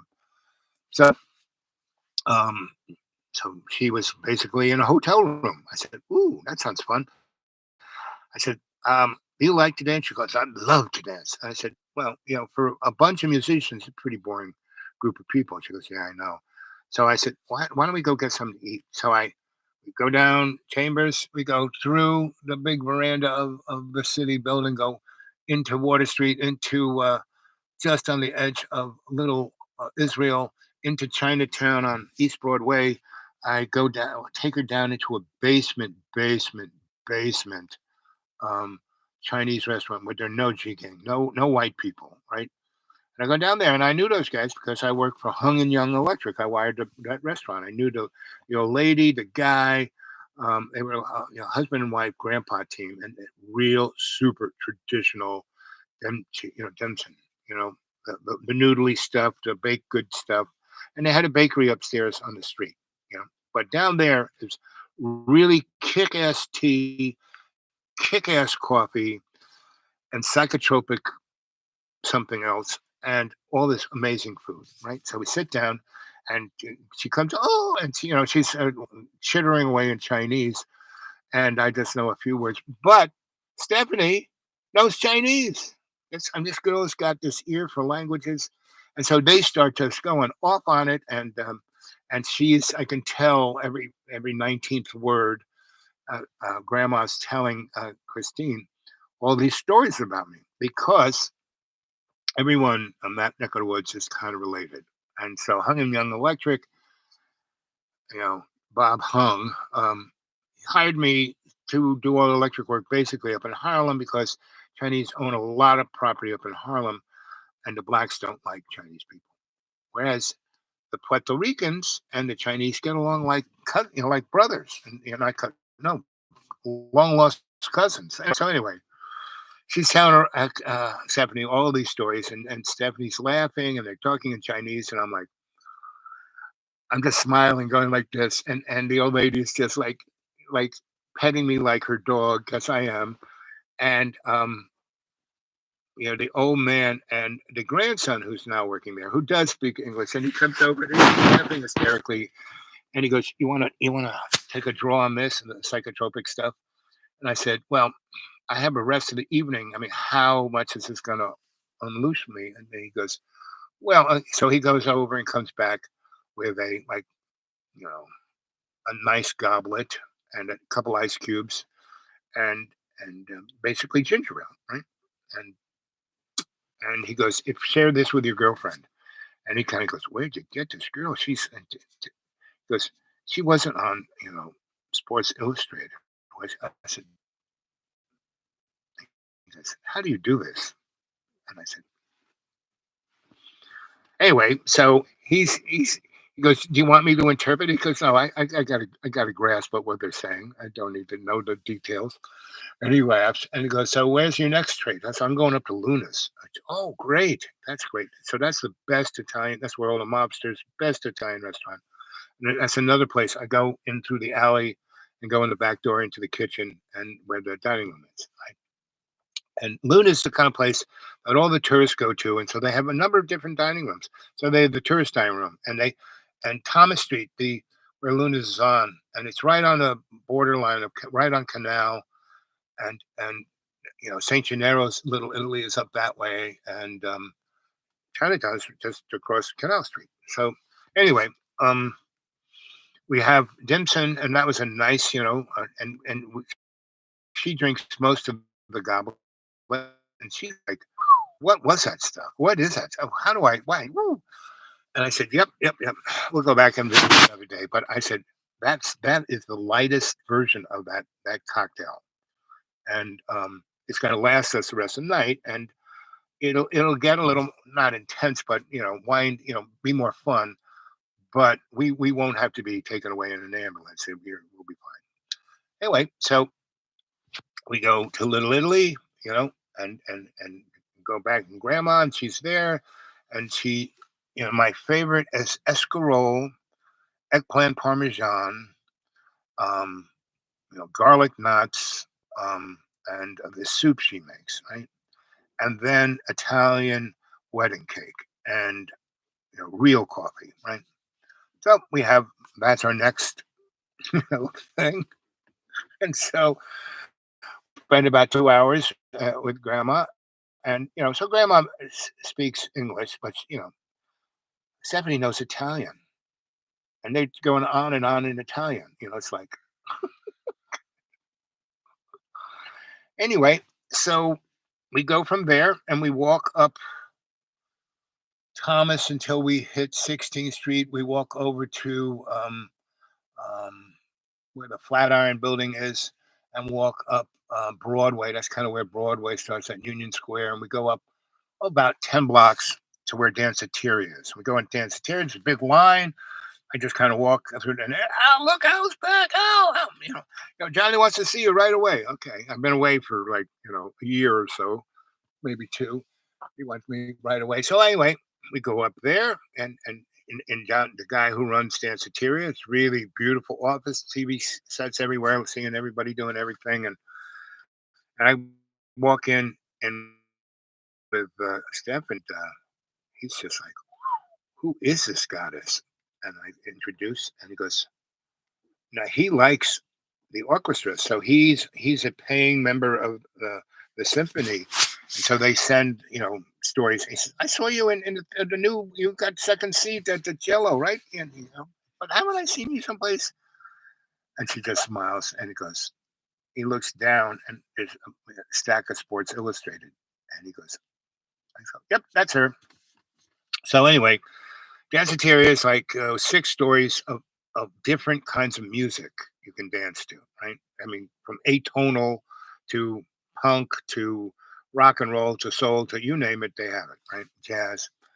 So we do that. We go down the elevator, and the girls are now. And this building had been one of the original department stores, right, before Macy's and Gimbels. That's the Neckler War. 20s was where those things were, because the garment district was on 8th Avenue, just about 4 blocks over there.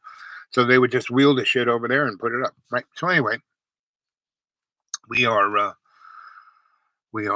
enjoying ourselves to no end, and so around, I don't know, 2 in the morning, um, we just walk up 5th Avenue. We kind of, we go up Broadway a little bit, 34th Street. We cut over a couple of blocks, and no, we go to actually Times Square, and then hit 5th Avenue. And she is staying at a big fancy hotel that has the Tiki Bar in it. It'll come to my mind. There's two big fancy old, and what's her name? Donald Trump's Ivana um, took that hotel and made it the only profitable thing in the Trump empire was that, when she redid that hotel. And Donald Trump is such a scumbag. He buried her in a garbage dump in back of one of his golf courses. Anyway, so she's staying there, right? And we finish off with a nightcap. At this time, as we are walking from Danceteria over to the hotel, um, she, we're making out on every little nook and cranny of our walk, right? In places, a place to sit down, we're necking. Any place there's a little indentation that she can get herself leaning, on top of her from the front. Anyway, so we're doing it. She seems to like things in public. On cover of Sports Illustrated. Anyway, so we how am I doing with electricity? We're not in the red zone. I think I got enough juice to finish the story, so I won't leave you hanging. So anyway, so we go and have a great time. And so she goes, "Where do you live?" And I take her to this, rat infested, cockroach 2nd Avenue. Right next door is a shooting den. This is when New York was still pretty icky, and so so um, basically, she when she first went there, she goes, "I like this place. We'll have to clean it up a little bit, but I like this because it was so not. She's been treated like a princess her whole freaking life. She never had. So we lived that. I knew that everyone knew me in that neighborhood. I was a neighborhood boy, so I introduced her to everybody, every OG, every store, every you name it, restaurant. Yeah, this is my girl. This is my wife, my fourth wife, and that's what the fourth one. And I told her everything about everything, and she loved all my stories, and she got to know 3 of them, right? And they loved it, and that seemed to be the case. All the women in my life come together as a club, right? So anyway, that first few weeks was just bliss, and no matter where we were, what we were doing, right? And then, you know, the loft is ready for us to have, because she couldn't stay in that hotel. Ford said, "Okay, you got to find some. We'll pay your rent, right?" And so I had no rent with the place on 2nd Avenue. And then she found one of her girlfriends found her something up on the west side, so she could have. And that's what I said. You always need to have your own place. You don't have. You can't. Our relationship will be based on that we want to be with each other, not because we have to be with each other. And that's always been my bedrock of a relationship with anybody. Right? So basically, so she finds her own little West Side little thing, and that's cool. and it's quite nice. It's kind of up near, oh, it's like on Eighth Avenue, not Eighth Avenue, maybe 10th Avenue, but it's up there near 96th Street, where the park is up there, and where Grant's tomb is, and where um, Thomas Merton brought this very sacred thing, and the cloisters, right? We live kind of close to cloisters. So anyway, we we're in heaven, and then we move into our loft in and down in Soho, and she just is like gaga because basically I say, "Honey, this is yours." Our bedroom. I'm gonna, they had these great windows that were, um, like 6 feet because it was a factory, big windows because they had no electricity, so they tried to get as much light into the factory building as part of it. So I built a little stage up, not to the windows, but just a little bit. So I built a writing table and a working table for me, and a whole bunch of shelves for whatever books we were collecting. Right, I was going to bring I brought lots of books from my collection there, but I wasn't going to just overpower the place with it. Yeah. So anyway, and the rest was hers. Right, so she had so up on that little platform, I made it. I said, she goes, "Can I be up here on? It's like a stage. Can I want to paint up here. Can I?" Sure. And she goes, and that way I can look because you could look down into Soho from these windows, and you could see the East River. You could see Canal Street. You could see Tribeca. It was right at the triangle there, with it was right over. How they got it, it was like right over the tunnel that went to New Jersey, and it had this little hum. But we were way up there, and so the hum wasn't really annoying. But anyway, so we fix our little love nest up, and it's really great, and we're having a great old time, and we have that's our life. We take a few. I take. She knows Europe better than me for sure, but I take her to around the United States, upstate New York, to meet my family up there. My great aunt, who was still alive, who was like, that's a whole nother story. Um, and other people, I have good friends in Chicago, good friends in Nolens, good friends in Miami, good friends all over the place. Lester had this bus thing, and I was out there in the West in Santa Fe, Albuquerque, um, places all over this, right? So that would be our road trip, right? And she had credit cards up the kazoo. I never was big on credit cards, so she would, whatever trip we take, that would be her. She would pay for that. Me, whatever expenses in New York of our life, she paid for her apartment up on the West Side.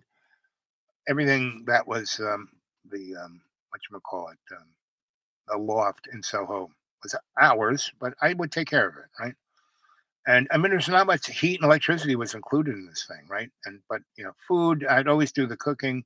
She liked to cook, but she loved my cooking, so she liked to bake. She was a good baker. She had that Swiss German baker thing in her. So we had a great life. It was just amazing, and she was getting bigger and bigger in her career, and everything was going great. And then about 2 years and 4 months into our bliss, she goes, "My father's coming to visit." Waldorf Astoria. That's the name of the hotel I'm thinking of. And so, I said, "Well, that's great. It'd be nice to meet your dad." And she goes, "He's no, he's the devil. He's so And I said, "Well, he turned you out, so I can't complain too much." She goes, "Well," and she never really got into that, right? And so she did that, and I was like, "Hmm." And so anyway, so next week he arrives. He's at the Waldorf. We go have dinner with him, and we have a very nice, pleasant dinner. And then we go to a jazz club. I take him. She said he likes jazz, so I took him all the way uptown. Right? It was like a scene out of Goodfellas. It was like almost in a factory building, but every of you name it, most of it, and they were playing not to get paid, but they were playing as to have fun with each other and have their community around, right? And I showed up, and I was like, "Ow, ow!" And it's even though it's a factory building, the tables had tablecloths and the light on it, and you could get something to eat. really good booze, and you didn't pay. If you got in, you were meant to be there, and you felt the hospitality.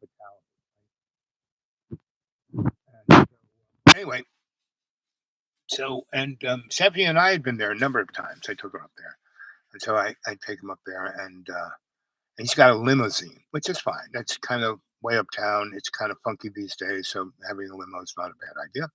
So we get out, we go in, we're having a great old time. The guy is amazed because he's seeing all these people he's got records of, right? And he's just and these people coming over and like, "Hey, Al, how you doing?"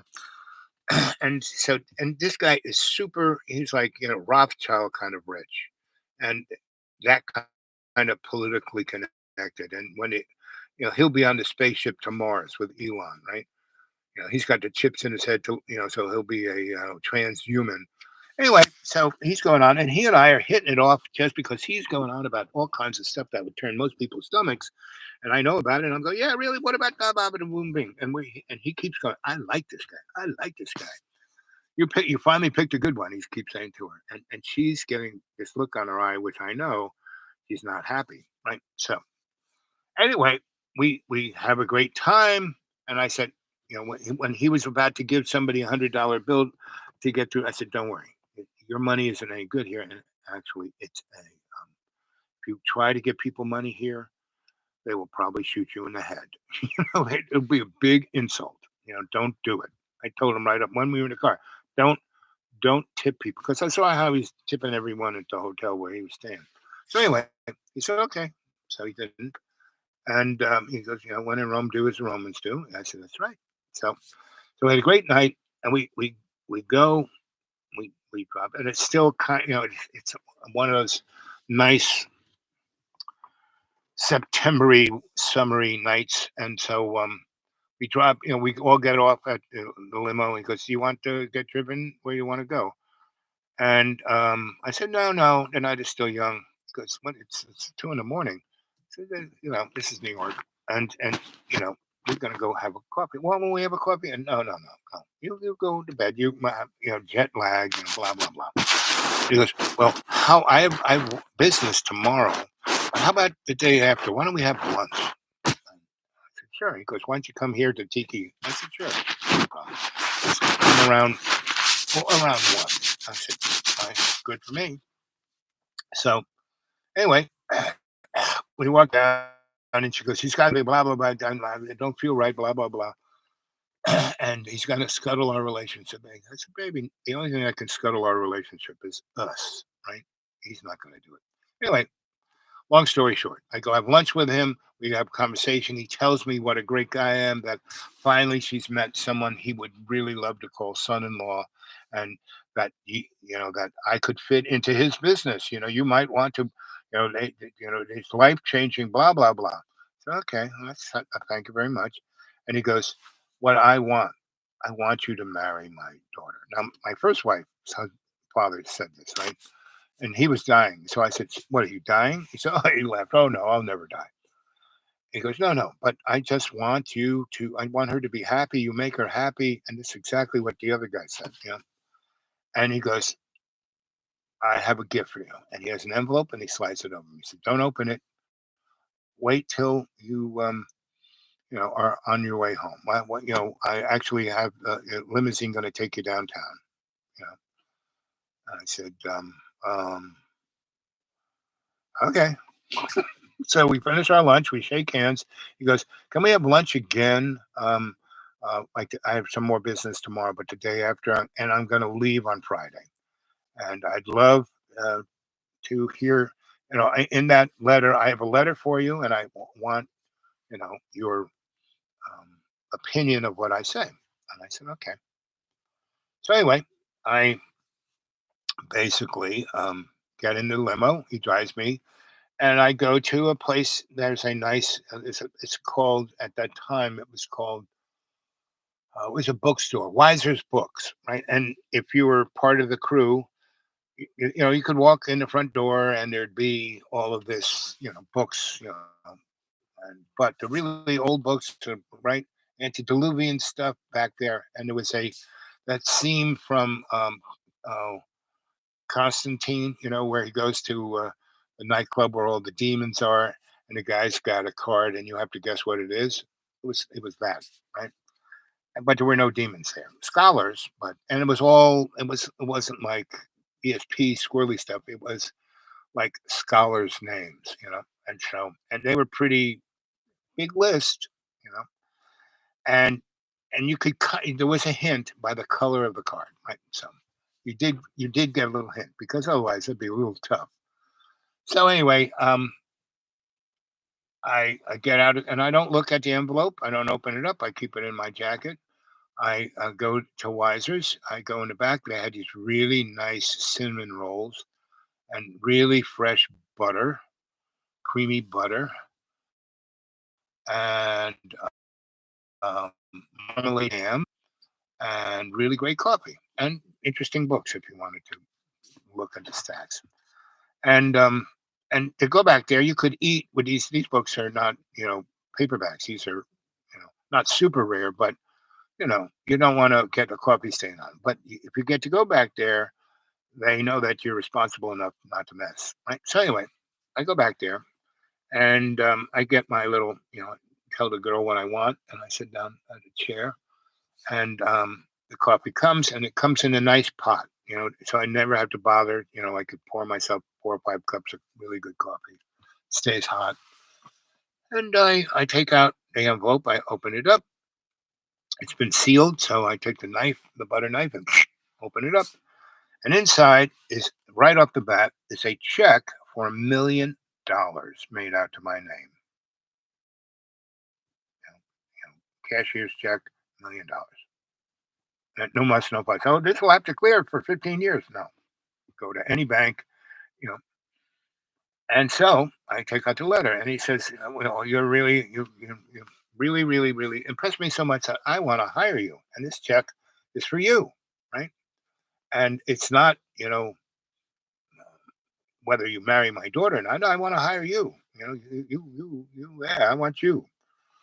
And I'm glad that you make my daughter happy, and I think it would be great. And I kind of want her to come back and live in Switzerland again because she loves it there, and that's her home. And I can see that she loves being with you, and that you really do everything to make her happy.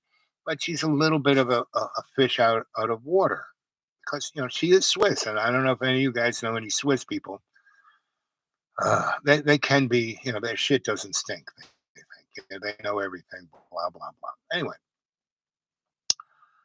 so I read and read and read and read, and he doesn't say this check is for you to marry my daughter, right? It's for you to come and work for me, and I want you to marry my daughter because I want her to come with you and set up household, and you'll have a beautiful house, and you'll have children, and I'm waiting for grandchildren. I don't have any grandchildren yet. Blah blah blah. So I go, So I know Steph, and I know what She told me everything that she didn't tell me for the first 2 years. She told me everything and what her fears and all of that was. And so I'm there, and I basically um, take the check and fold it up into the letter, and I tear it up in little pieces. Right? Put it in the envelope, fold it, stick it in my pocket, and go home. Right?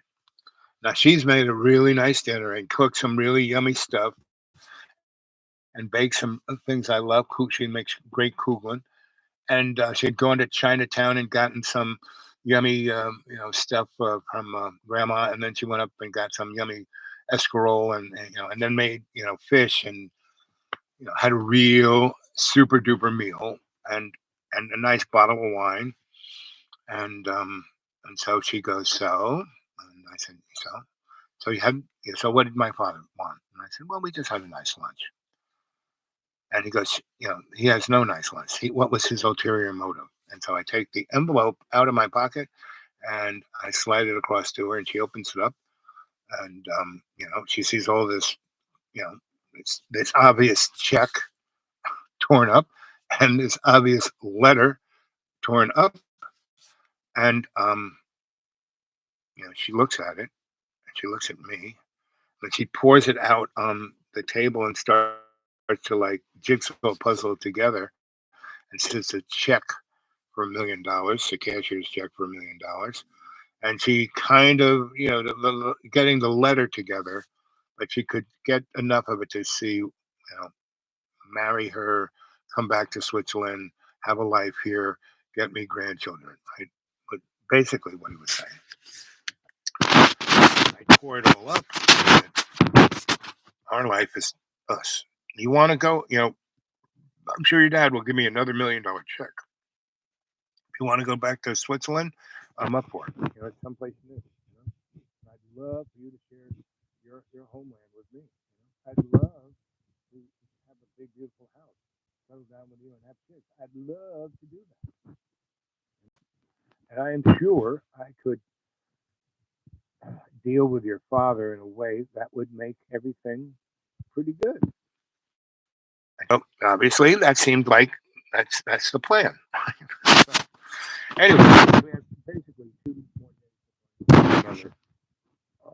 So she is now thinking about, should we do it? Shouldn't we do it? Shouldn't we do it? She keeps going back and forth, back and forth, back and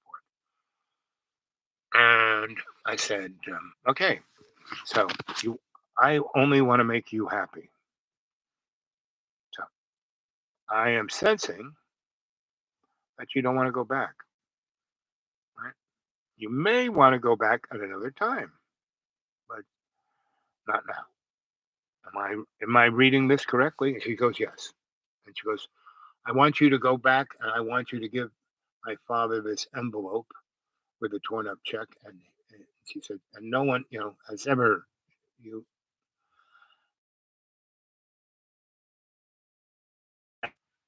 I want you to go and say, how you feel about everything. And we're going to stay here in New York and maybe we might come back. Right. So I basically go have lunch with the guy. And he goes, so what's your answer? And I have the envelope and I kind of slide it like he did to me. He opens it up and sees it all torn up and pours it out. And he gets mad and gets upset. And he goes, that's it. I'm through with her. I'm tired of her. Blah, blah, blah, blah, blah. I said, listen, buddy, it's not her. How he goes, how could you give up $1 million? I said, it's easy. I don't need that. You know, I do want her.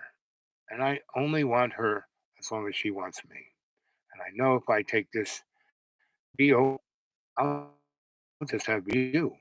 And, I will be indebted to your $1 million. And want another million, another million. And I'll be addicted to your greed and your, stupidity. And boy, once called him stupid. Whoa, that was, call a really rich, powerful Swiss banker stupid. Anyway, so he huffed out there, and that was it. So I went back and I told her what happened, and she goes, "Are you gonna hate me for this?" I said, "Why? No, no, no, buddy. So long story short, so we had another 6 months. That was not as blissful as those first 2.5 years, but it was great, right? But then she said, I'm gonna start, um, you know, doing, Ford wants me to be more the model than the cello player. And, unless I give up my whole frigging life to the cello, and I don't, I love all the other stuff I'm doing. I love the studio. I love the Soho. I love I love the art. I love everything we do together. But I'm going to go to Europe a little bit. I said, that's great. No problem.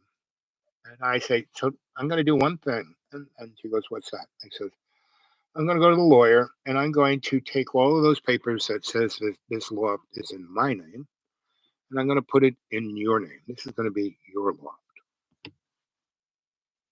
She said, what? I said, yeah, because you really love it. I love it. I only love it because you're here, and I don't want your love for this life to be stuck on that I have to be here, right? So I'll be glad to be here as long as you want me here, but as soon as I do this, it's gonna be your place. So I did that, right? She went up to Europe and I stayed in it for a little while until I went off. Um, um, and Where did I go? Did I go back to Ireland? This is '80s. No longer Donna. No longer Rita. So yeah, it was about 84, 85, and because I left New York in '88, and so um, she came back after about 6 months, and I was still there, but I also, I had a few other places. I had a place in Williamsburg, Brooklyn. I was kind of easing into being a rabbi, studying, esoteria of the Torah and the Torah. And anyway, so she came, and there was a very awkwardness, right? And so she, do you have any girlfriends when I was gone? I said, not really. And she goes, what do you mean, not really? I said, well, all my past wives, all of my past girlfriends, I hung out with them. Did you have sex with them? I said, not really. I mean, after sex with you, that's not, no. Mm-mm. And you are, I'm still committed. We had this commitment to each other. My heart is with you. And she started crying. She said, oh, it's so bad. I, was partying and I was living that model life and drinking and da da da da. And yeah, I said, that's okay. I know, I've done it. Not a big deal. Our relationship goes beyond that. It's not something that's going to be not in the way, but it was. So we went back to that. Then she wanted to move into the Second Avenue place. She took that down. I said yes. And then we had a little oops there. Not us, but we. Oh no, we're down to the red zone. Long story short, this was the last hurrah of our thing because getting out of the loft was still there, and we would go there sometimes, but we were actually living more in the Second Avenue rat trap, and it kind of brought us back to the good old days. And we had another good 4 months until crack was really at its pinnacle, and some guy broke in, and he had a big knife, and it was really hot. We were both naked, and he was like looking at us, and he was going to kill us. She got up out of bed and went over to him and took the knife out of his hand and put his head to her breast and said, it's all right. You're forgiven. And he started weeping and weeping and weeping and weeping. And then I got up and did my little thing. And we, put robes on and we sat next to him and I made tea and we talked and talked and talked. And he was like a little child. I'm born again. Blah, blah. I said, well, what I would suggest is do you have any money? And he goes, no. I said, well, honey, what do you got? Because she always had like $1,000 in her pocketbook. And I said, give him $500. I said, and what I want you to do is I want you to and go to right now, right this second. And, the subway is right downstairs. Get on that 14th Street, change, go over to 8th Avenue, go over to where the Greyhound bus terminal is, go upstairs, buy yourself a year um, Greyhound pass. And in those days, it was like maybe $100, $200, right? And I want you to get on the first bus leaving New York, like 10 minutes, 20 minutes, less than an hour. Next bus, just go there, get off. You'll have, you know, $400 or $300 in your pocket. You can't get arrested for vagrancy. See what kind of job you can get. See if you like it. Walk around it. Get yourself a motel room. You know, um, if you like it, stay there. Try and do something there. Get a job, right? And don't go back to this life. And he was like just weeping and weeping and weeping. And we cleaned him up. Um, and I gave him some clean clothes. And we sent him on the way. We got into bed and we fell asleep, or we're falling asleep. And he came and because I had a latch lock, and he had set it so it wouldn't lock when he first got went through the window. He went over there and did it so fast escape. And so he came back and locked the door and then walked out. And like, she and I kind of woke up, didn't do anything. We just kind of watched him come in, locked the door and closed it behind him. So he had gotten down the road, 4 or 5. He hadn't gotten on the subway, I guess. Or if he had, he came back. But he wanted to us to be safe. So, so we had about another 4 or 5 months of a really special time there, and we talked deeply about deep things. And she goes, you know, you are something. I don't want to marry you. I actually don't want to have kids with you because that would spoil what we have. You know, I always want our relation to be this. So I understand that. Screw that. Right? Because all my relations with all the people in my life have been just that, special to them, not trying to make it different, like try to be like, oh, make this girlfriend into my last girlfriend because you got to be, a lot of people do that kind of stuff. No. So, anyway, how much time do I have left? Oh, okay, I'm going to make it quick. So she goes away. I don't see her for a year or two. Um, she has a loft, but I still have the key. And every so often, and by this time, she gets a cell phone or not a pager. They know cell phones yet. They have pagers. And I would say, "Hey, you in New York?" And she'd just say, "No, I'm in some such." Well, I'm going to stay at the loft for a while. Oh, great. Oh, say, please do. Yeah. So one day she shows up. I say, "Hey, you going to be in New York? Maybe, but not. I don't know. I don't know where I'm going to be. Right. But if I am, I'll see you there." Anyway, so I basically am there, and she comes in, and she has two little babies with her, and her father sold her off to a Saudi Arabian prince, right? And she thought living like a queen. You got so you think your dad's rich, boy? You're gonna. And she decided, I'm gonna have babies with this guy. They will be super rich that my father can't touch. This guy will have so much money that my dad won't be able to touch my life. Won't be able to buy this guy. Okay, sure. And so they did. They had two kids, and after I guess it was 3 years. These are babies. One's like maybe 5 months. The other's like a year and 2 months, or whatever that space of time would have been. And she ran away from the guy because he was such a just uh, think of the worst of any of that, and that's what she had. And she, so I said, "Why don't you go home to your dad? You have the two grandchildren." She said, "Oh, it'll be worse. He'll play. Those two guys will play me between the two of them. No, no, no." And so I hooked her up with my rabbi, who was truly. So from that point on, so he basically sent her off into a place that she couldn't be hidden and she'd be taken care of and protected. So that's the end of that story. Hope you liked it. We're just about to go, so I'm going to go.